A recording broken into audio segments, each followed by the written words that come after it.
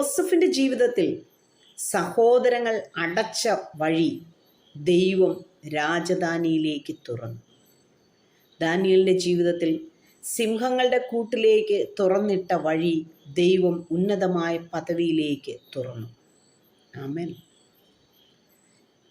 അടയ്ക്കുന്നതും തുറക്കുന്നതും ദൈവമാണ്.